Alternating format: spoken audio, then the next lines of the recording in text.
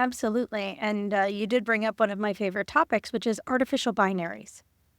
Human beings love artificial binaries.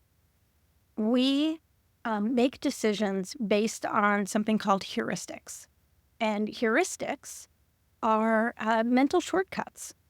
They are the checklists that our brain uses, the templates that we have for how we go about our daily lives. And heuristics are really important. They were particularly important for humans as we evolved, because you don't want to be thinking about the motivation of the saber-toothed tiger in this moment. You want to think, saber-toothed tiger, turn and run. That is your brain helping you. Your brain recognizes danger and it shortcuts to time to run, fight or flight. And so we depend on our brain's abilities to take in information, stimuli, and quickly translate it so that we can take the appropriate action. Again, from an evolutionary standpoint, that's really helpful. Again, saber-toothed tiger, turn, run. However, as we start to live in civilization, we have somewhat fewer saber-toothed tiger concerns. And so instead what happens is our mental models, our heuristics, these decision-making patterns, they can actually start to work against us. They start to become things like biases, and they lead us to things like stereotyping. And we make snap judgments, we make decisions that are not necessarily thoughtful and informed, but instead knee-jerk. Because we have an approach to how we make decisions. We take in this information, and again, we act. And sometimes it feels like we act without thinking. And it's those moments that can work against us. There have been several psychologists and behavioral economists who've written about this. One of them is Daniel Kahneman, who's a Nobel Prize winner. I wrote a wonderful book, it's sitting on my bookshelf, called Thinking Fast and Slow. And in that, Dr. Kahneman talks about automaticity. And when you think about our ability as humans to do multiple tasks at the same time. Now, I'm not going to suggest that all multitasking produces great results, but if you think about things like driving, when you first learn how to drive, you are not listening to the radio. You're not having conversations because you're concentrating on what you're doing.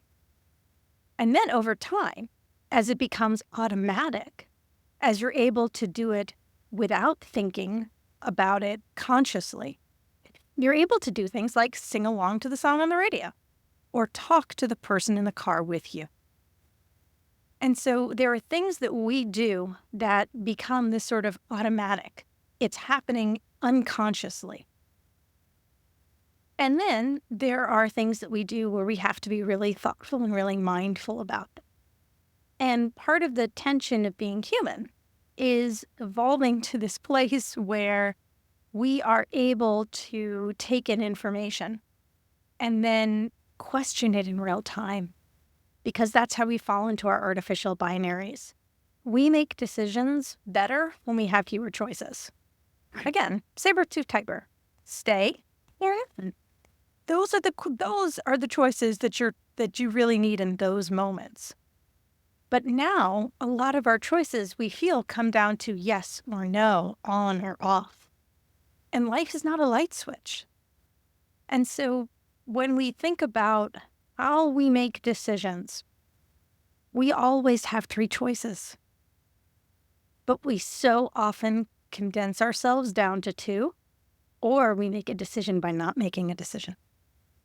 We put something off until essentially the choice is made for us. We miss a deadline, for example.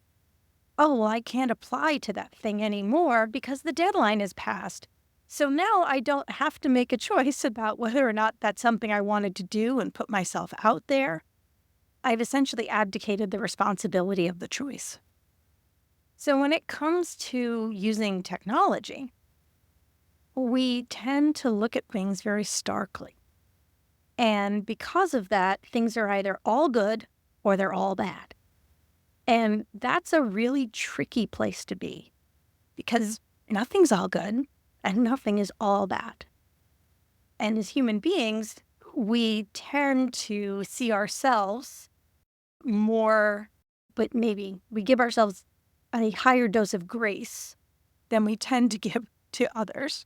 So we tend to self-enhance, right? We concentrate on the things we like about ourselves. And we tend to play down the things that we're not very happy about.